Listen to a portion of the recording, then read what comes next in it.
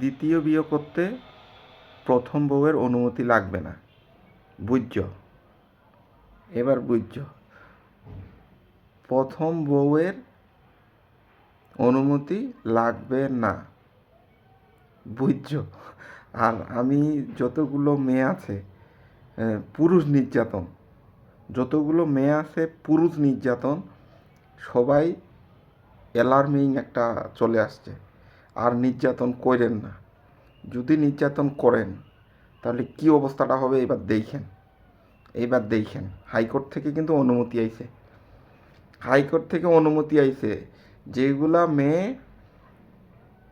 হাজব্যান্ডকে টর্চার করেন এরা কিন্তু বুঝছেন, থাইকেন, বুঝছেন, দুঃখ করে কিন্তু বিয়া করে ফেলবো। আবার আরেকটা ব্যাপার আছে, যারা আবার মার্ডার করতে পারে জামাইরে, তাদের জন্য আবার একটু সমস্যা।